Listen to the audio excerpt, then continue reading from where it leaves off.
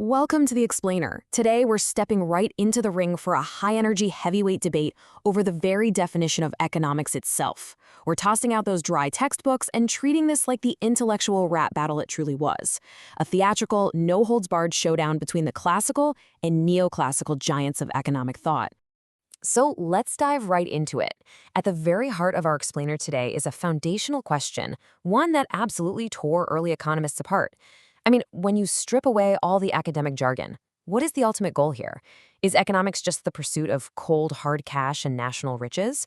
Or is it fundamentally about people, human well-being, and how we actually live our everyday lives? Let's skip the pleasantries and look at the tail of the tape for today's intellectual prize fight.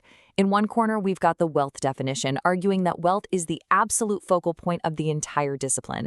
And in the opposite corner, the welfare definition, which fires back, claiming wealth is merely a tool, and human welfare is the true main event.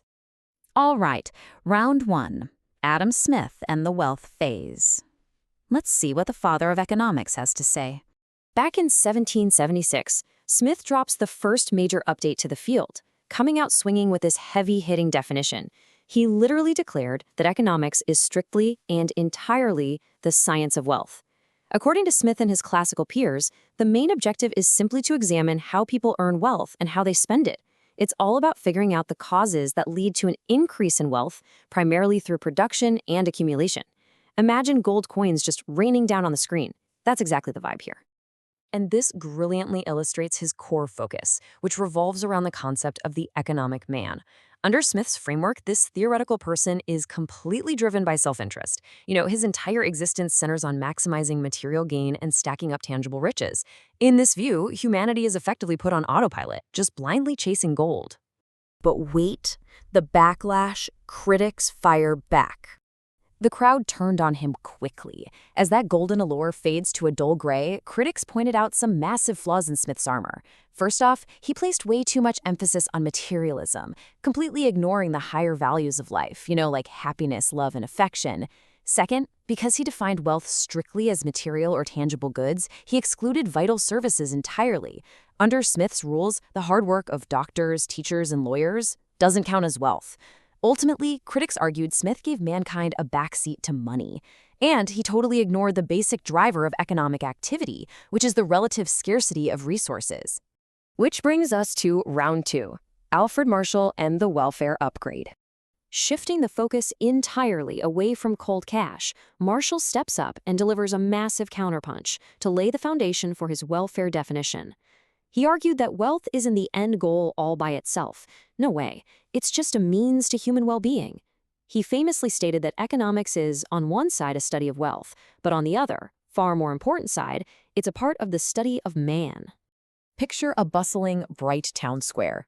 Notice how Marshall centers on the ordinary business of life. He wasn't interested in abstract national wealth or political posturing. He was focused on everyday citizens, their income-earning and income-spending activities aimed at satisfying their daily well-being. He really emphasized that material things like buying food, clothing, and shelter are the absolutely crucial first steps before anyone can even begin to think about their other needs. But hold on a second. The flaws in welfare. Marshall's blind spots. Let's throw up the caution tape. Because Marshall's upgraded definition wasn't perfect either. Actually, it traps him in a few distinct ways. First, by focusing on the ordinary business of an organized society, he completely ignores isolated individuals. Take a Himalayan saint living in total isolation, for example. Under Marshall's rules, that person exists completely outside the orbit of economics. Second, incredibly, he makes the exact same mistake Smith did regarding services. Marshall still considered the work of doctors and teachers as non-material, meaning they got booted from his definition of material welfare too. Finally, his whole premise rests on material welfare, which, let's be honest, is totally vague, highly subjective, and practically impossible to measure quantitatively. And this builds into a huge, glaring contradiction for Marshall. Remember, economics limits its scope to activities measured in money terms. Now, the production and sale of goods like liquor, cigarettes, and weapons, those generate massive amounts of economic activity, right? But here is the fatal flaw.